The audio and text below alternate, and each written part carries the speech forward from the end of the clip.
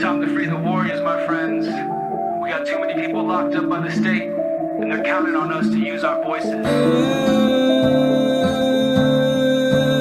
Good intention.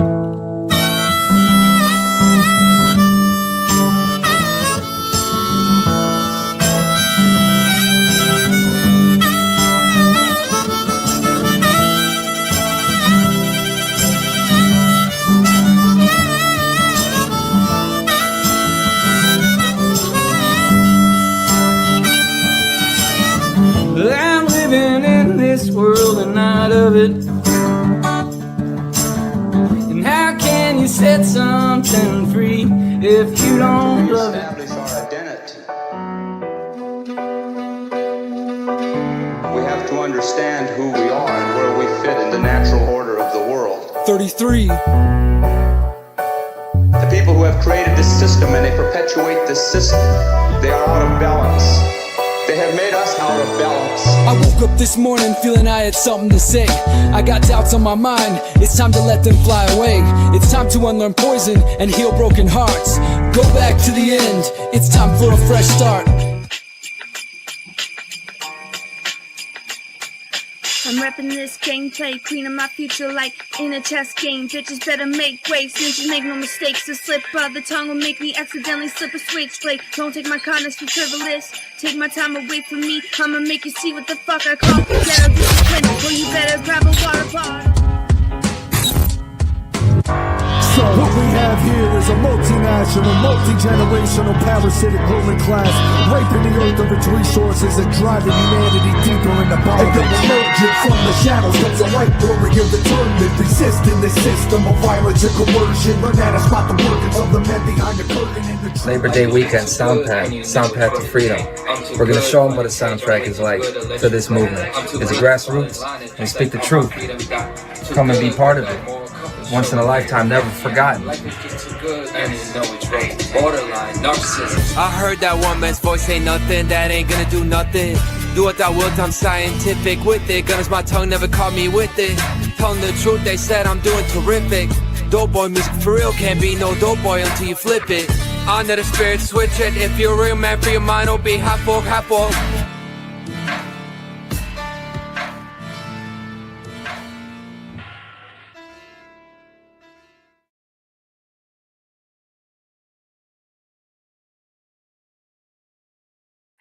We are live. My name is Geri Cabezudo from Soundpath.org, and I have a very special interview coming up with 33, Derrick Broze. He is headlining our historic Truth and Freedom Music Festival event happening this Labor Day weekend, August 29th through September 1st this year. We're doing a special in-person ticketed concert at Arnold's Family Fun Center in Oaks, Pennsylvania with 33, Derrick Broze, Brendan Daniel, who you saw in that promo. He's an amazing folk singer-songwriter. Some One Great Work Network Warriors, Joe Murray, who is rapping, Conrad Rogos, who is releasing an album named Soundpath in honor of this festival, and Lady Maverick. We also have some more additions, which I'm happy to announce live right now. So if we look at my screen, we're adding Tatiana Maros. Tatiana has an amazing career as a country singer, and she has a lot of albums, so we're very honored to feature her work. In addition, we have Apotheosis. They are an indie rock dynamic duo who I interviewed recently. And going back to... not sharing my screen. Okay, so I'm also happy to announce, as of today, Prezence. If anyone is familiar with Derrick Broze at 33 and his collaboration with Prezence, they are going to be performing together live again on August 31st. Get your tickets at soundpath.org. I'm going to be playing some music videos from Prezence and 33 Derrick Broze in preparation again for this amazing interview that we have lined up. So check out this first track from 33 and Derrick Broze. I love this song because it gets to the heart of the problems that we're seeing in the humanity's condition right now. And this song called Taxation is Theft, I hope activates many of our listeners and our Soundpath audience. Here we go. Know that taxation, theft, and that government is slavery. We're paying no mind or money to false authority. Because we own the product of our labor and not even creativity. We won't be used for funding war and genocide and heavy weaponry. Taxation, theft. I won't be paying no money to fake authority. I won't fund no war, no genocide. Taxation, theft. I'ma keep my money in the community. Taxation or prosperity. We know that taxation, theft, and that government is slavery. It's a modern form of slavery. We're paying no mind or money to false authority. Their authority because we own the product of our labor and not even creativity. Creativity divine. We won't be used for funding war and genocide and heavy weaponry. Heavy weaponry, non-taxation, theft. And we already know that it is, oh yeah. Taxation, theft. Taxation is theft. Taxation, theft. I won't be used for funding war. Taxation, theft. Taxation. I won't pay it anymore. From the day you were born, the system treats you like commodity. Taking their cut, every transaction, every quantity. Tax on what you earn, on what you buy, on what you sell, on what you own, on what you inherit. This shit is an atrocity. That don't even include the hidden tax, that of inflation. When they put money and take a luxe vacation, they counterfeit a couple stacks of more and spend it on war and correspondent media campaigning. Most people know that it's a wrong to rob their neighbor, but they think that it's alright if the government wrote it down on paper. Programmed to believe that slavery a racial issue, whites versus blacks. Either way they mask to get their revenue. Either way the subject is you, until you choose to own yourself and everything you do. You stop being subdued by the coercion of the few and break the bondage and acknowledge your inherent worth too. Let me see if I can help you grasp what we're saying. Politicians take your money, more for the slaying, while our people suffer. The fat cats they ignore. They got money for wars, but can't feed the poor. Taxation is theft, and some call it extortion. Involuntary taxation, pro-lifers pay for abortion, while non-smokers pay for tobacco subsidies, and vegans funding animal inequalities. Steal from anti-war activists to pay for violence, and people wonder why the streets are filled with riots. I do not consent, and I will not relent until all my brothers and sisters repent. This is our time to reclaim our worth. Together we can have what we deserve. One by one, let's take our money from the banks. Let's see what they do when they got no money for tax. We know that taxation, theft, and that government is slavery. It's a modern form of slavery. We're paying no mind or money to false authority. No mind to authorities. We own the product of our labor and not even creativity. Creativity divine. We won't be used for funding war and genocide and heavy weaponry. Heavy weaponry, non-taxation, theft. And we already know that it is, oh yeah. Taxation, theft. Taxation is theft. Taxation, theft. So why we paying the government to corrupt our crooks? Taxation, theft. Taxation. I won't pay it anymore. The banks of the river cut the flow of the currency. Now all of a sudden, for the first time in history, you can get your currency out of the banks and grow your own. Take ownership of your life force energy. Even back in the days of Rome, they used silver and gold to protect against the parasitic entities. So now I use ancient and modern technology, stacking precious metals and crypto. Crypto is my philosophy to thrive and prosper through to the coming apocalyptic collapse. Monero being used to the counter-economic attack. Living life like a certain Samuel Edward Conking the third, inspired by the agora, the free market's absurd. The Ross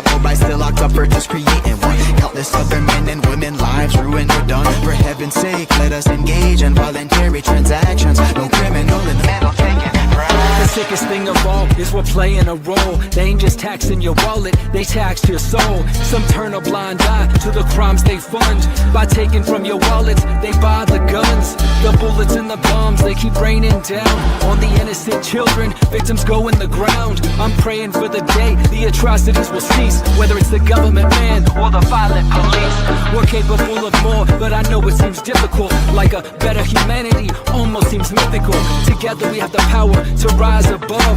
Reject the hate and division, we can choose love. Let's build a foundation that stands the test of time. This means resist taxes, don't give them a dime. We can build a world based on morality and consent. The march to the new world order, we can prevent. We know that taxation, theft, and that government is slavery, and it's a modern form of slavery. We're paying no mind or money that false authority. I pay them no mind or money, yeah. That's up our labor and not even creativity. Creativity, we pay use for funding for genocide and heavy weaponry. Heavy weaponry, taxation. I won't be paying for no genocide in Gaza. Taxation. I won't be paying for a proxy war in the Ukraine. Taxation. Authority comes from myself, from within. Taxation. Taxation.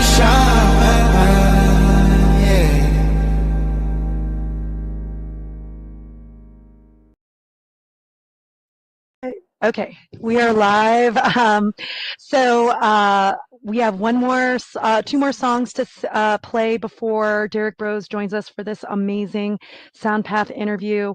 And again, for those that are just joining, check out Prezence and 33, aka Derrick Broze, on August 31st at Oaks, Pennsylvania. Get your tickets now at soundpath.org. Let's not have them socially distance us. Let's meet in person and enjoy the new culture, the new way of living, not the old systems that are, crumbling before us and not working, that we say no to. All right, here is our next track from 33, Derrick Broze and Prezence, entitled Unwritten. 33,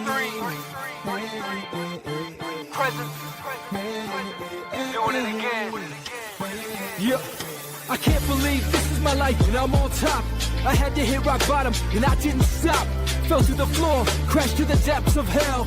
Made so many mistakes, but my soul ain't for sale. Forgive myself, forgive those who crossed me. Not like I'm keeping score, but I keep coming up empty. There's a big world out here, waiting to be discovered. There's so many hidden truths, waiting to be uncovered. There's no going back, the future's unwritten. We can keep trying, but there's no use preventing. Creator has a plan, and I'm ready to embrace my destiny in this journey through time and space. There's no going back, the future's unwritten. You can keep trying, but there's no use preventing. Creator has a plan, and it's time to embrace your destiny in this journey through time and space. You ever feel like you got a bigger mission to fulfill? There's too much to do, can't get caught sitting still. I know I'm meant to be more than a cog in the machine. Not sure where I'm headed, but I'm more than I seem. They say the grass ain't always greener, but I gotta find out. Get to the other side so I can erase my doubt. I'm tuned into my purpose, no more feeling worthless. No more wasting time, asking if I deserve this. This is my moment to show my full potential. This is my one shot, so I'm done being sinful. I feel nothing but gratitude, just anticipating. I know I can take on anything I'm facing. There's no going back, the future's unwritten. We can keep trying, but there's no use preventing. Creator has a plan, and I'm ready to embrace my destiny in this journey through time and space. There's no going back, the future's unwritten. You can keep trying, but there's no use preventing. Creator has a plan, and it's time to embrace your destiny in this journey through time and space. You ever feel like you're capable of more? Saw a vision that you making same decisions before. Feeling like a couple version of yourself a reward. The one that's complacent and the one that's awake in the soul. Yeah, highest priority life force. Only giving my body what it was designed for. Higher dimensional consciousness, I know I got to explore. Higher priority is a inner peace I got to restore. All the bullshit on the big shoot, from the fear porn to the fake news. With the clickbait for the most views, gonna distract from the real you. Gotta break the cycle of attachment addiction. Tell the story now of it remains unwritten. There's no going back, the future's unwritten. We can keep trying, but there's no use preventing. Creator has a plan, and I'm ready to embrace my destiny in the journey through time and space. There's no going back, the future's unwritten.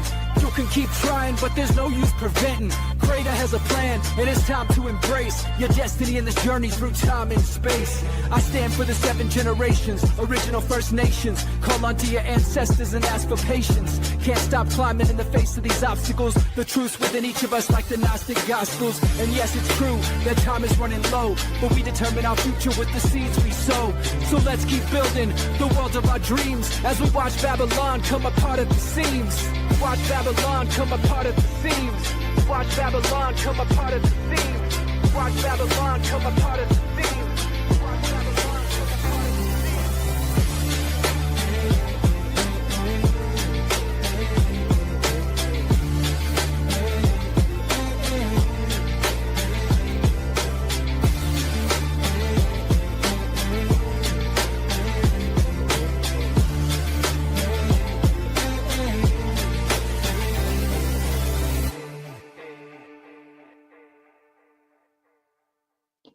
All right. And again, one more song for those that are just joining in. We're about to interview 33, aka Derrick Broze, for Soundpath.org, the first of its kind historic Truth and Freedom online as well as in-person music festival.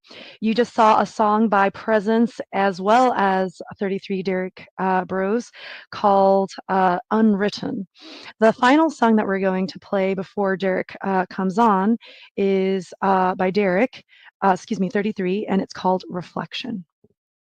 And it was featured for that top of the show promo that we did. We have to reestablish our identity. We have to understand who we are and where we fit in the natural order of the world. 33. The people who have created this system and they perpetuate this system, they are out of balance. They have made us out of balance. I woke up this morning feeling I had something to say. I got doubts on my mind, it's time to let them fly away. It's time to unlearn poison and heal broken hearts. Go back to the end, it's time for a fresh start. This is the place we can atone for our sins. This is the place where our hero's journey begins. A space between love and hate, where there's no escape from our fate. Rather than be irate, let's create, let's build the better world we know is possible. I've got no fear, cause we can overcome any obstacle. I stare all my demons in the face, I'll show you what's possible. I send love from my heart, I'm intuitive, not illogical. It's just that lately I've been searching for deeper meaning. I'm sick of drugs, booze, mindless sex, and criminal scheming. Feels like I should have more at this point in time. I'm talking knowledge, not money, I'm trying to feed my mind. See, we are power. They deal in violence and repression. We are power. They tell us, they want us to believe that we are powerless. I hope you hear these words from my mind, from my heart to your ears. We only got one life. Let's do something with it. Open up all 3 of my eyes and fly to the heavens. During my meditation, I see my life in chapters of 7. I connect to my inner child to heal my wounds. I recall those I've lost to dope, gone too soon. My life flashes before me, a collage of joy and pain. I recall the highs, the lows, I swear I'm going insane. I'm trying to wrap my mind around this journey. Spent too much time worried about things that don't concern me. No more time wasted, not chasing my dreams. I wake up every day knowing this world ain't what it seems. We gotta make our own path, we gotta find our own meaning. Cause we can't be sure, we might be dreaming. All I know is, when I look in your eyes, I see myself. I'm just a reflection of your impression of my higher self. Could it be that our whole reason for being, our existence, is a lesson to teach us over and over until we get this? You are powerful, you are beautiful, and you are free. Shake off your chains, you were blind, but now you see. Grandfather, help us remember where we come from. Grandmother, walk with us until this battle is won.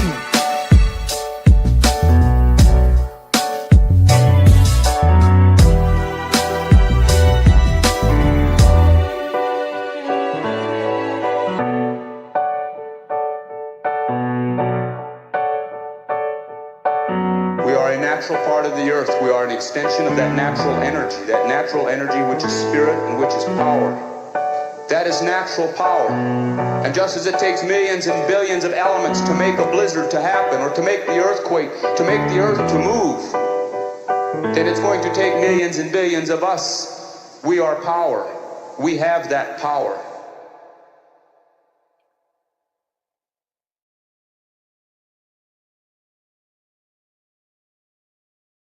Welcome, Derrick Broze, Conscious Resistance Network, the consciousresistance.com, thegreaterreset.org, and freedomcells.org. 33, amazing rapper, conscious podcaster, street activist,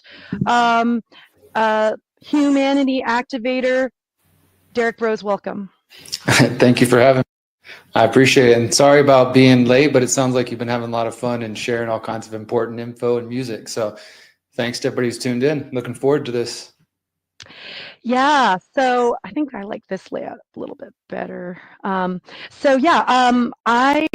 played some of your music at the top of this session, and I'm just so inspired by your work, and am just amazed at this turn into sort of music and art as a means of saying the same message. Tell me more about that process for you in terms of course. Yeah. So, I mean, for those who know my work as, Derrick Broze, as an activist and independent journalist, I've been doing that since 2009, going into 2010, originally based in Houston and now in Mexico. And that is still, my life and my passion and what I do on a daily basis. But I've also always been a musician. Most people didn't know that, except for maybe those in Houston who kind of knew me locally, because actually my first form of activism before I physically started organizing events and things like that was as a promoter. I've always been involved in the music scene in Houston. So I started, the first show I ever did was 2009, and it was a benefit for victims of domestic violence. And so I also came out of like the punk and metal scene. So at first, a lot of the bands I was working with were all punk and metal bands. And I started kind of like trying to motivate that community and say, what if we did shows that actually had some causes behind them or some meaning to them? And I did that for a good while, also while I was still kind of playing in some local bands. And then activism sort of took over for a few years, but then about 2013-ish, I started kind of bringing it back together. And then we just brought the group that I started, the Houston Freethinkers, started combining with my my promotion company, which was called Visionary Noise, and still exists in Houston. I'm no longer involved with it, but another friend runs it. And so we started doing like mixed genre shows. It would be hip hop, it would be punk, it'd be acoustic, folk punk, it'd just be all kinds of stuff. And we'd bring artists together and we'd say, we're going to raise money to, support the homeless, or we're going to raise money against the drug war, against just different causes that we were supporting. And so that's always been part of my passion. And that eventually led to organizing a pretty big music festival in Houston that was called For the Community. We did about 15 of them. And a lot of my fellow activists and journalists have come down to Houston years ago to come speak, because it was a combination of 2 days it was a completely free festival with all kinds of music, different genres, vendors. And then in between that, we would have some speakers speaking about the truth and things we care about. And it was just sort of a subtle way for us to get people to come out, because, when you tell people there's a free party, lots of free music, come hang out, you're going to get all kinds of people. And then while they're there, we're sort of dropping our truth bombs. We would be passing out flyers and giving out DVDs, and then just general trying to get them the deeper message that we were really about. So that was really, something that I think that we all thought was really cool, and a way for us to be involved in activism, but also in the music and arts community. So that's always been a part of what I've been doing in the background. I just, haven't shared that so much on the internet, just mainly locally. And then in 2019, I was in another band. I've always been a vocalist for metal and punk bands. So some of my music, you can still find it out there with me doing vocals.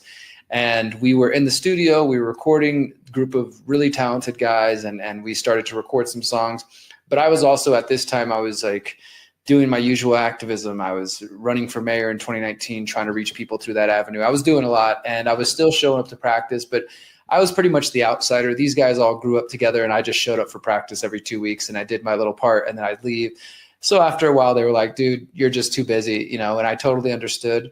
And it just kind of coincided that as I was letting go of being in a band and doing that also my birth father died of a drug overdose in 2018 when I was 33 years old. And that sort of, I never knew him super well. You know, we've met 5 to 10 times in my life, but it still hit me pretty hard. And as I was kind of grieving and going through that process, hip hop, it just kind of stepped into it was there for me, I guess you could say. Like, I've always grown up listening to hip hop and rap, and obviously, like, growing up in the early 2000s, there's, like, you know, just the West Coast hip hop and all the different things. I wouldn't say the most conscious music of any kind, but it was just, you know, to me, I connected to it in a certain way. But then as an adult at 33 years old, my father's dying. I'm sort of coming out of being in bands. And I remember one day I just had my PA system set up in my room, and I had a lot of kind of lo-fi and jazz hop, just instrumentals playing, and all this stuff just started to come out for me. And I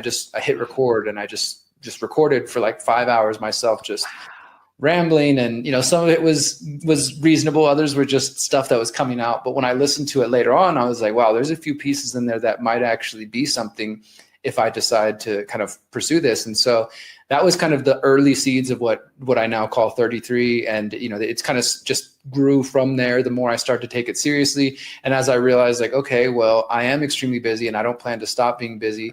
But if I do hip hop, then I can write the songs myself. I can work with producers and craft the beats myself. I don't necessarily need to have a full band and be as committed as you need to do when you're working with 4 or 5 other people.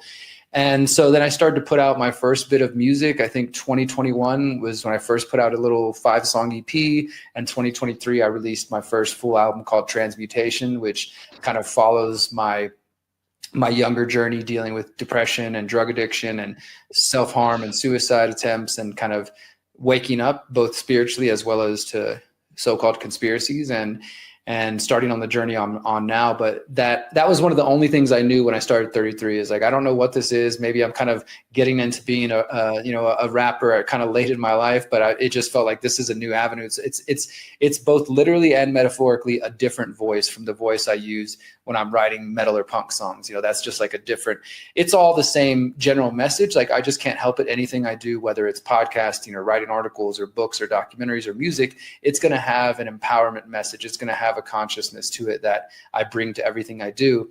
But obviously the way I write for a hip hop song is going to be different from a song where I'm mostly growling and screaming and kind of doing a little bit more intense. The message is still essentially the same, but the way I write it is different. So yeah, and I've just been really blessed over the last few years as I've been putting my music out there. Of course, there's a lot of people who maybe follow my journalism who don't get it. They don't like rap, they don't like hip hop, or they're turned off. They're triggered by me calling myself 33, which I'd love to talk about. Or they're just, it's not what they expect because they've come to know Derrick Broze as only this journalist, writer, etc. But I'm a big fan of not putting people in boxes, including myself. And so, you know, in the beginning, I actually was purposefully creating a separate, like I have, people can find my music at 33ishere.com, and on most platforms, it's at 33ishere. And I specifically created something separate from Derrick Broze. And for the first couple of years, I was like, I don't want to ride my own coattails, so to speak. I want 33 to succeed on its own. And if people discover it and they learn about it, great. But I don't want to just shill to my own audience and say, hey guys, here's, my music, pay attention. Because I realized that's not why people necessarily followed me over the last 15 years. Some of them followed me for my investigations and stuff. But over the last year, especially with talking with my buddy, Grant Elman Prezence, who I know is going to be there, I'm just realizing more and more that I can't compartmentalize myself, that I'm Derrick Broze, I'm 33, I'm a writer, I'm a rapper, I'm an author, I'm, all these things.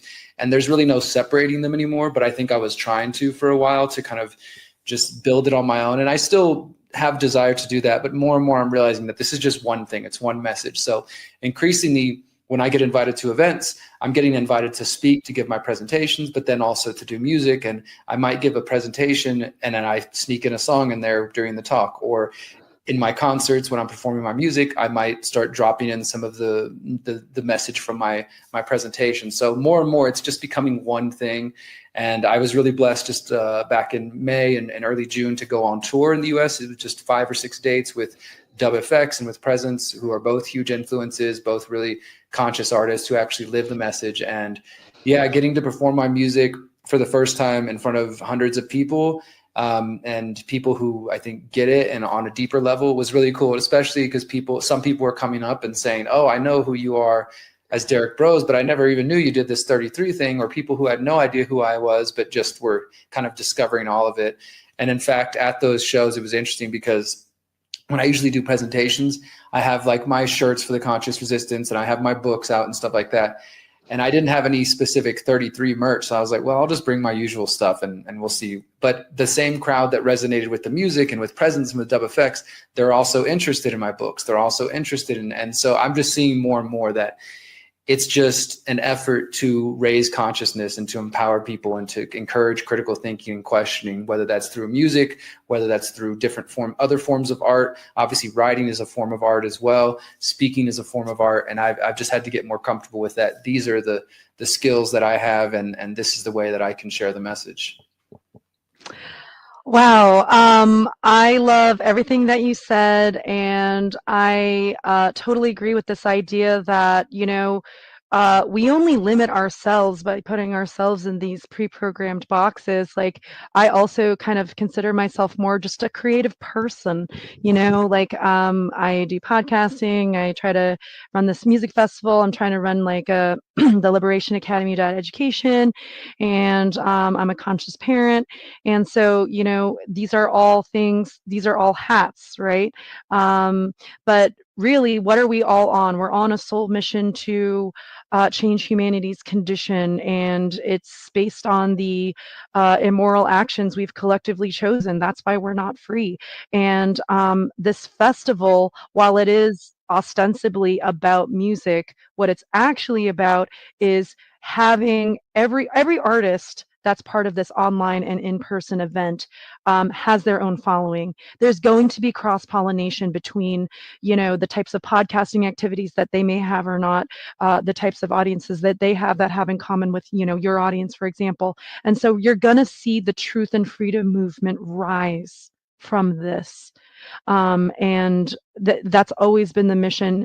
And why not dance and enjoy the music while we're doing it?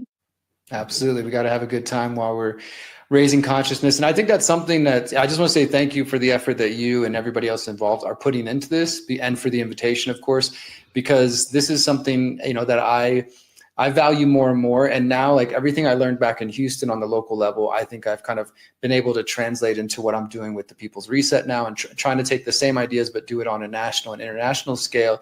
And I think there's some people in the, for lack of a better term, broader freedom, truth, conspiracy culture online who still haven't got that and are at the point where they're content. And, I know we're all in different places, but they're content to just consume content, watch podcasts, documentaries all day long, and not really take action of like, well, what are you actually going to do about it? Okay, all the problems in the world, but what are you actually doing to build a better world that we would like to see for the future generations? But also, there's a lot of people, I think, who are purely online and do not come to in-person events, whether that means something like you're organizing or the People's Reset or just their local meetup. They're not getting out from behind their screens. And I think that is a huge detriment to these broader movements being able to seep into the mainstream, so to speak, and just to grow in general. Because if we only interact on the social media accounts and through email and messengers and whatever else, those are great tools and they allow for all kinds of wonderful connections to happen. But there's something magical and special that happens when you're face to face with dozens or hundreds or thousands of other like-minded people who, even if you got into it, there would be disagreements, but by and large, you can agree that people own their own bodies, that bodily autonomy should matter, that sovereignty matters, that self-ownership matters.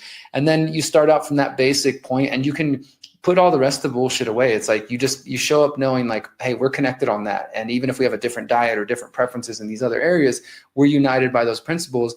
Now let's come together and let's have a good time. Let's learn some things. Let's enjoy some music. Let's, whatever it may mean. And I see I see the pushback and the resistance even in my own promotion of what we do with the People's Reset. And I'm sure there will be some to something like this, or people will say things like, oh, great, a bunch of hippies coming together to just make music or whatever. That's not going to stop the New World Order. That's not going to defeat, the bad guys, blah, blah. And they're not entirely wrong, but I do think that the way you build conscious, holistic truth movements is the face-to-face connection. There's only so much I can do by getting to know you through Twitter or Facebook or Telegram or wherever else, right? But when we come together and we shake hands and we hug and we dance together and we smile and we laugh and play together, a real true bond is built. And that is, I find in my life that the people that I actually work with in a real tangible way are people who I've had those experiences with, that we've got to hang out in person and I can see you're a real person, you're a human being, you seem to be genuinely what you're about. And now I feel stronger and uniting with you and collaborating in other ways, as opposed to just being sort of a one-dimensional account on the internet, right? So I just want to encourage everybody who's hearing this, if you're going to be anywhere near this event, to come, obviously watch everything that's online where you can and when you can, and participate in that way. But if you're anywhere near Philly or near the venue, come hang out. I'm looking forward to meeting some more people. I saw some comments this morning on Instagram, people saying they're going to be coming to check out, check me out and stuff like that. And I hope they will stay and check out all the other artists and all the other everything that you guys are putting together. So it's so important and so powerful for us to come together face to face. Absolutely. And I want to give a shout out to my partner, St. John, who put me in touch with you. So much of everything that you're sharing is resonating, and I'm sure with our audience as well. And, if we look at the pandemic, what was the objective of that? Of course, depopulation, but also social distancing. What do we need to do the opposite? We need to come together in person, making these actual connections. There can be no freedom community, natural law community, truth community, if we're not actually meeting in person together sometimes. And this is a great opportunity for us to do that, to network.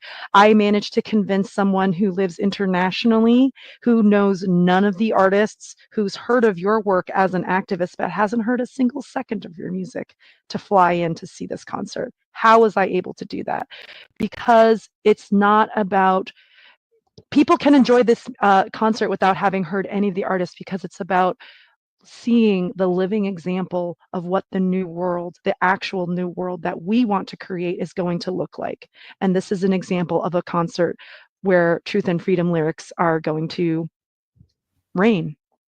I love it. And I want to say, thank you, of course, to your partner for reaching out, and to everybody involved again. And I appreciate at least from what I've seen from the outside, that it looks like an effort to bring together different styles and types of artists and music, which is, as I was saying earlier, that's what I always love to do in Houston, because that'll draw some of the hip hop heads, that'll draw some of the people who want this style, but you bring people together, and if they're open-minded, then they discover new music and they meet new people. And I think that's it's a part of the growing process, right? We all come together sharing our unique talents and gifts. And that's the way we're really going to co-create the better world that we're after. And also very excited to hear that you were able to connect with Grant and get him on board, because he was telling me ahead of time that whenever I started mentioning to him, he loves Mark Passio's work. And really, he kind of told me that he just enjoys hanging out with anybody who really understands the message of natural law. Like, he feels like that's his people. So he was super excited to come on board. Yeah, thank you so much for connecting us. I've been wanting both of you to be part of this festival, and the fact that it's actually manifesting on the day that I'm interviewing you. I got to finally talk to Grant, to Prezence, whose music we played at the top of this session, is just, it just feels like confirmation from the universe that we're all on the right path with this Soundpath project. And loving this idea of cross-genre pollination. How do we decalcify the brainwashed, those that are still have remnants of programming that they need to deprogram? Just creating more flexibility, even with the way we're hearing messages, and having that openness to really think about and be conscious of the lyrics of what we're listening to, drawing attention and consciousness to those things. It's almost like we're sort of like in a positive way, socially engineering people to think and hear more consciously, literally. What are your thoughts on this idea with the cost genre? I think that's where it needs to be. I mean, I just, even like I was saying within my own self of like kind of creating silos and compartmentalization. It's like we can put ourselves in boxes. We can, other people can try to put us in boxes. And I see that with, like I said, people who are maybe resistant of like, oh, Derrick, shut up with this rap. I just want to hear your latest report. And that's fine. I'm not expecting my music to be for everybody. But I think that also comes from a place of where we have a tendency, and I've seen this throughout my life with people I come to know, like people will get to know you, let's say at one point in your life, and they see you as a specific type of person. And then you grow and you evolve, and some of those things might change, but then maybe you re-meet those people later and they still expect you to be where they knew you from the past, right? And they try to hold you back in that place. And I think sometimes, that is something that can happen just throughout life. And I've seen that with my work and with people trying to, well, this music needs to be over here, or these type of activists need to be over here, or even how people get sucked into little internet drama with their favorite influencer here going, at this person. And there seems like some people kind of crave that or thrive on that drama. And so we sort of look at ourselves like, well, we're outside of the mainstream, but if we're just recreating the same drama and trauma from the mainstream, then, are we really the conscious ones? Are we really the enlightened ones if we're not actually striving to do something different? So for me, that does mean working with all kinds of people, working with people who might have different opinions and views, working with artists who have different music. I mean, I think it's a fun challenge to me because I've never wanted, my mission has never been to create a better world where we all agree on every single topic and we are just zombies, automatons that repeat everything and don't have our own beautiful differences and opinions and views and things like that. So I think it's important. The more diverse we open ourselves up musically to ideas as well. I mean, because if you think about the paths that we're all individually and collectively on, we probably wouldn't be on these paths if we remained closed-minded, right? We wouldn't have been even open up to new ideas in the first place. And for each of us have our own story of what led us to be where we're at in the moment we are now. I had to get addicted to drugs at a young age and go to prison. And that was like my first, okay, I need to turn my life around. And that eventually led to kind of waking up spiritually and then discovering voluntarism and natural law and other things like that.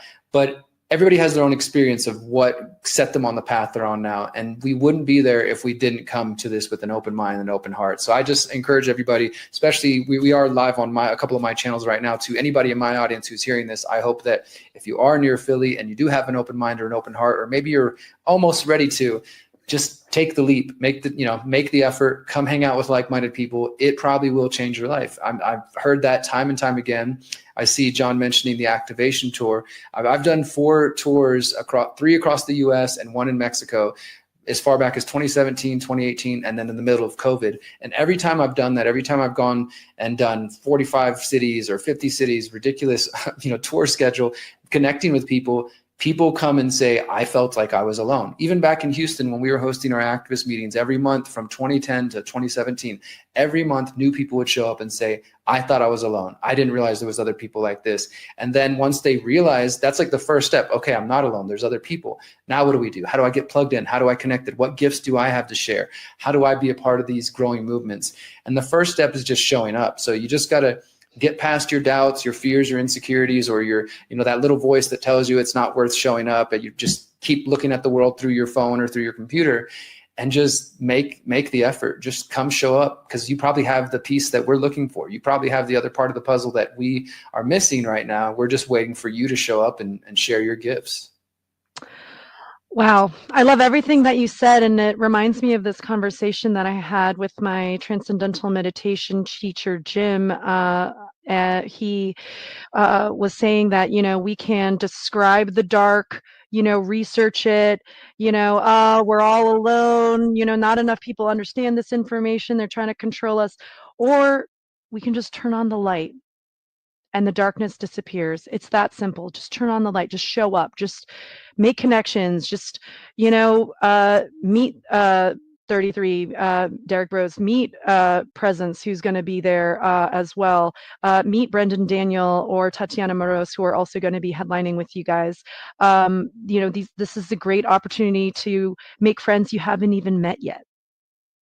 Very cool. Tatiana's an old friend as well. She's somebody I've known since like 2011 from just What? early days. Yeah. So that'll be cool to see her and Oh see my her do her gosh. thing. That's so cool. Well, so I want to go back to what you mentioned about your sort of initiation of your spiritual journey, because it sounds like you're coming out with a book about how you got activated. You want to talk more about that? Yeah, thank you. I appreciate that. So, it's interesting, the music and this book that I'm working on, it's my memoir. For those who are not aware, memoir is not your full autobiography, but it's usually just like a slice of your life, a section of your life that maybe, you overcame something or went through something that's worth sharing with other people. And I feel like it's all coming at the perfect time. This year, this November, early December, will be 20 years since I was arrested. I got arrested at 20 years old, right before I turned 21 in 2005. And I had been, for about a year and a half prior to that, I had been, just abusing alcohol, then Xanax, then ecstasy, and then eventually crystal meth, and then was homeless, got sucked into a whole world of drugs. And all of that was preceded by me just being a super depressed young kid, sort of dealing with the trauma of my birth father being in and out of prison and not really having the tools or the understanding of how to navigate that. And so my sadness eventually turned to anger. I got really destructive and, started getting arrested and getting fights in school. And then eventually after I graduated and went into college, started drinking and partying, and then found myself locked up at 21.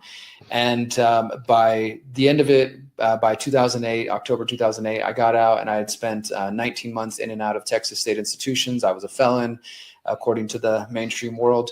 And it obviously it changed my entire life, but it was also that experience when I got locked up was where I discovered meditation, where I discovered prayer, where I first kind of started opening up to the idea of not only just the concept, I would say, of God or of a creator, but of just the world beyond the five senses. I'd always been into sort of weird stuff as a kid, like, psychic abilities or telepathy, and just always interested in things like that. And I was always curious minded. And then some of my experiences with psychedelics sort of contributed to that as well. But it was all coming from a very chaotic place that I was in. It wasn't like sort of like I'm going to do this in a conscious way and sort of explore these realms. It was just destructive and chaotic. And I'm thankful every day that I was able to survive. I kind of feel like I got my craziness out at an early age so I could kind of move to different things.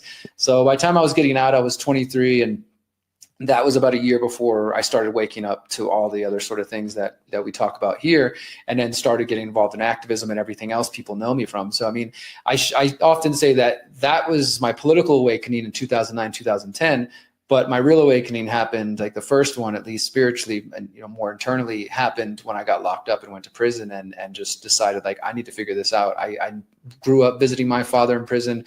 I've got uncles and on both sides of my family who have been drug addicts and alcoholics. Like, I have plenty of experience with that. And I knew I wanted something different. And I just had to make a conscious choice that, like, whatever I needed to do, I needed to figure out, like, why I was here. And so I just started journaling every day. I started writing my thoughts out. I started meditating, started getting into prayer. And so this book that I'm working on, which is untitled right now, I'm not sure what I'm going to call it, is hopefully will be out by the end of this year. That's my goal, to kind of put it out around the 20th anniversary of my arrest.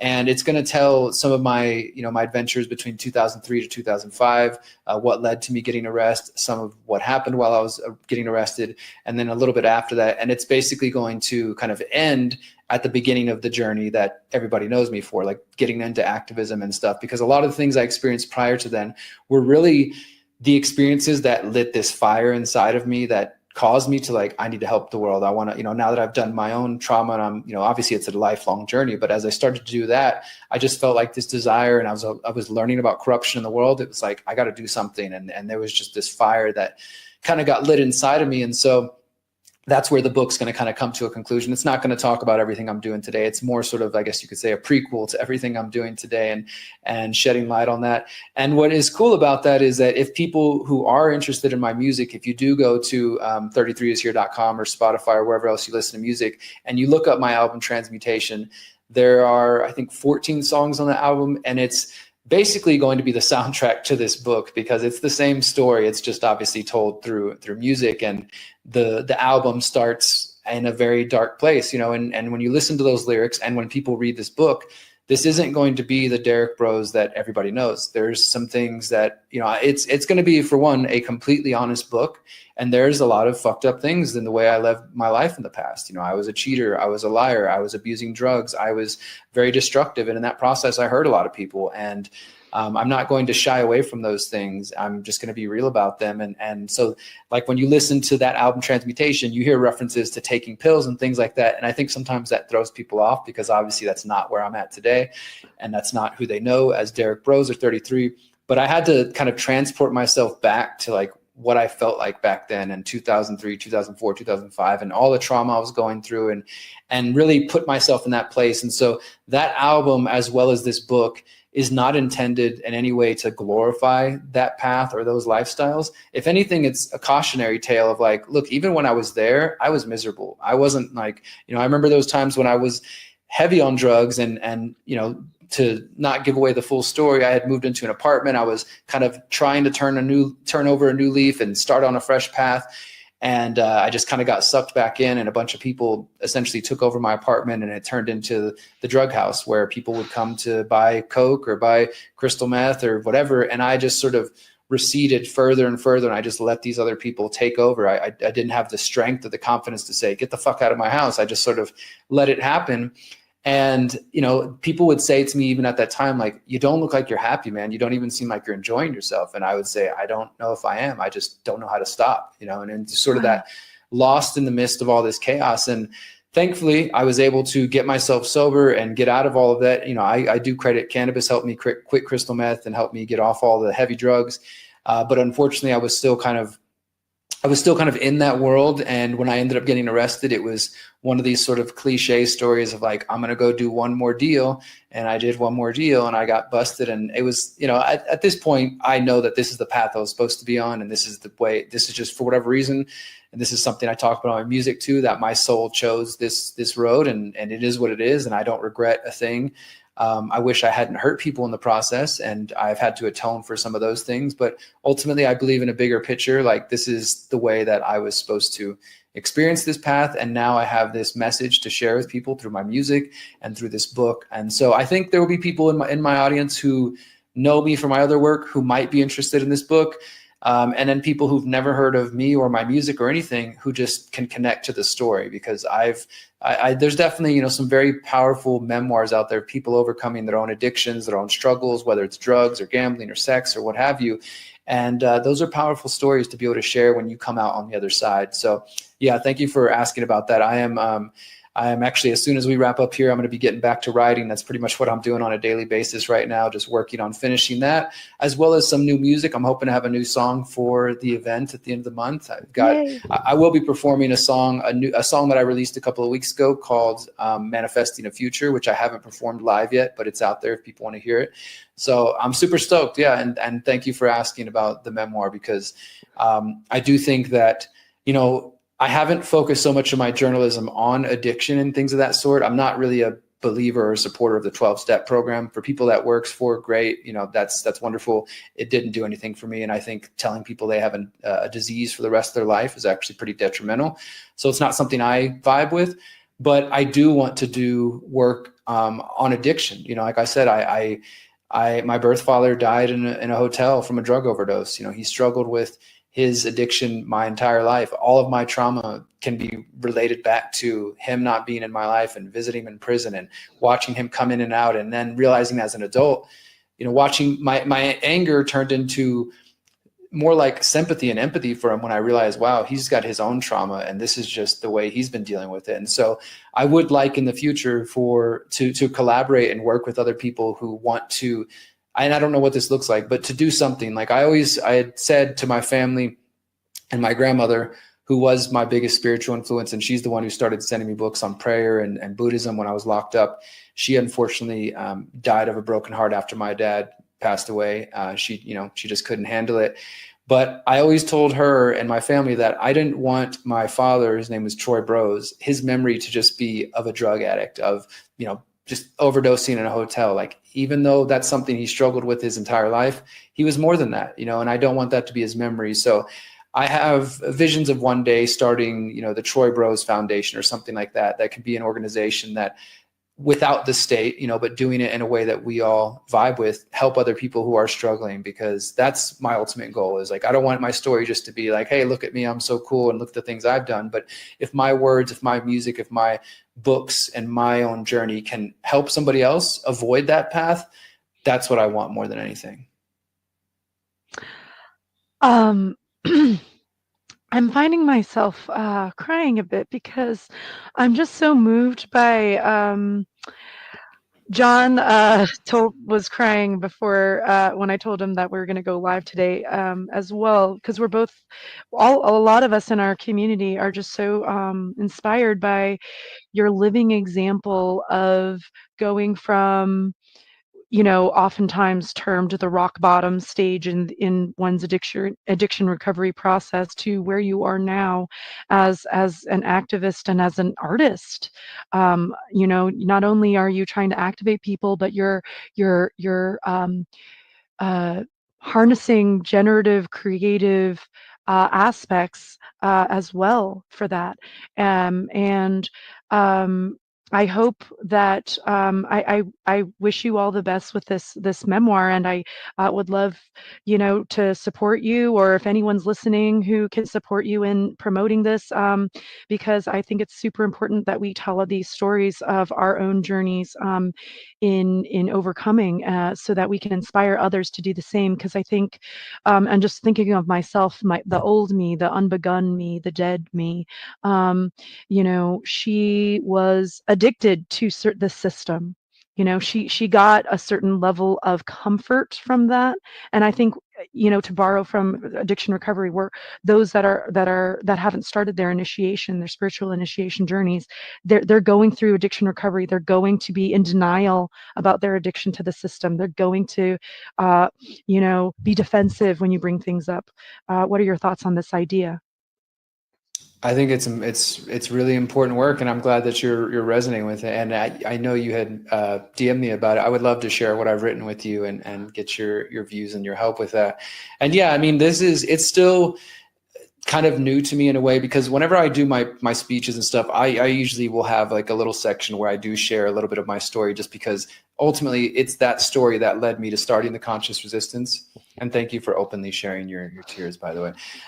It's this journey that I went on which led to the Conscious Resistance, which helped me understand that the struggle for freedom is both an internal and an external thing, and not just one or the other. Because in my early experiences after I got out of prison, got into activism, I was living a double life where I had my activist friends and I had my spiritual friends.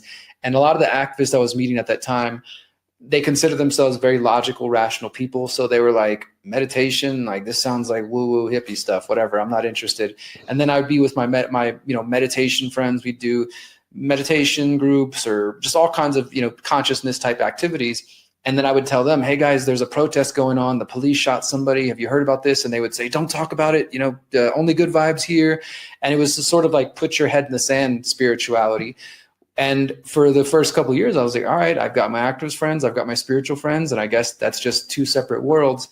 And then in 2013, I was just up all night, watching videos, one of those kind of nights. And this phrase, the Conscious Resistance, was whispered to me. And that it was at that moment that I realized like I couldn't separate it anymore, that it was the struggle for freedom in the external is just as important as the internal, and vice versa. And so I often tell people that the Conscious Resistance is the recognition that the struggle for a more free, ethical, and just world will not come from only confronting the physical institutions of power, be that corporations, government, any bad guy you can name, but it's that combined with our dealing with our own internal tyrant, which is our doubts, fears, insecurities, and limiting beliefs, which can hold us back. And I believe right now at this time and place, we need everybody's best version of themselves to step forward. So when you put those two things together, both the external and the internal, that is what I call the Conscious Resistance. And I believe that I found that message because of everything I had gone through prior to activism. I had to kind of go through my own sort of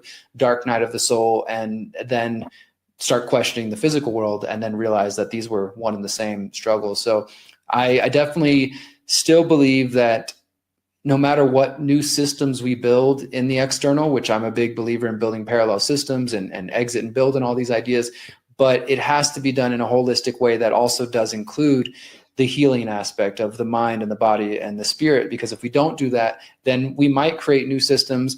Maybe we overthrow the bad guys or whatever, but within a couple generations, we are probably more than likely going to cycle back to the same problems, because if we don't address the root causes, they're still going to be there. There's still going to be human trauma and drama and things like that. And I don't know if we can ever get to a place of perfection, a world without those things. But if we don't even strive to try to heal ourselves, then it is inevitable that we will repeat the mistakes of the past. So, my work, and I think what you guys are doing as well, is all about that. Is like, how do we actually build a better world? Well, I believe we do that with building systems that actually align with what we believe, not trying to become the people in power, throw away the ring of power, and build systems that reflect our values and do the healing work. And often, as I said earlier, there's people who get one piece of that, but then they miss the other, and it could be one side or the other. Like, they're super spiritual, but they don't want to talk about, let's not talk about the problems. I just ignore that stuff. I don't need to do any of that. I just need to meditate all day. So they're super airy and they've got no feet on the ground. And then obviously the opposite, people who are so logical, so rational, so glued into the physical that they turn off the idea that there's anything on the sort of emotional, spiritual side of things. And yeah, I think we need all of it. So I'm really excited for what you guys are doing here. And I know I showed up late, so whenever the time is good, I actually wanted to share an a cappella verse with you from my album, Yes. if it's okay. Oh my goodness, of course. Yes. I'll change the layout. Feel free to give any introductory remarks and I'll change the layout. Sure. So it's just you. Yeah, go ahead. So this song is actually the last song on my album Transmutation, and I've put out some more music since Transmutation, but I still think it's one of the better things that I've done. And so, as I shared earlier, the album starts like where I'm in a pretty dark place, things get darker, I get arrested, and it's kind of like the beginning of me starting to change my life. And so the final song on the album is called Awakening. And it's sort of like the moment where I'm stepping into the role that so many people know me as I'm doing today. So this isn't the full song, but I just wanted to share the second verse. If you're interested, you can go find my music and check out the song Awakening. It's much different than any of the other songs I've done. It's a little bit more subdued and different because I wanted it to really hit different for people. So so this is Awakening. I've never felt more powerful than when I question the power, so full of themselves, lost in arrogance, but in reality, the cowards. If you're searching for the devil, look no further than your government. The politicians are the puppets, but don't forget the false covenants, false prophets, mega churches making profits. The devil's loving it. They lie to your face and you take it. Do you prefer to be ruled? Wolves in sheep clothing, they've got you fooled. They pull the wool over your eyes, feed your lies while they strategize and propagandize. Come on, my brothers and sisters, this is our moment to rise. They never saw us coming, but we are the antidote to their lies. We strive for truth and liberty. We strive to be better. Humanity's made mistakes. We're not perfect, but I know this ain't forever. Let me take a breath. I know we're destined to build the better world we know is possible, but it's going to take struggle and making ourselves responsible for our choices and actions. We have the power to manifest that which we know we deserve. We are humanity at its best. Thank you, guys. Oh my God, that was amazing. I'm so excited for this event. Again, if you want to check out 33, aka Derrick Broze, Prezence, Tatiana Moros, Brandon Daniel, and others at Oaks, Pennsylvania, Arnold's Family Fun Center on August 31st. Check out soundpath.org. That was amazing. Any last parting thoughts or closing? Thank you. Thank you guys for what you're doing. Thank you for the invitation. Thank you for caring about the world and for making an effort and for all the things that you guys do, both seen and unseen. I know you said being a parent, that's a big part of the conscious evolution. So thank you for the work you're doing on that front. And I look forward to seeing you guys in a couple of weeks.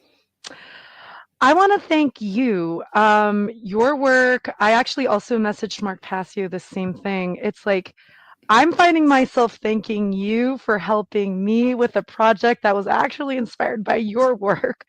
So it's like we're all coming from a place of care and we're all kind of just being like, thank you, like we're all just seeing each other. So it's beautiful.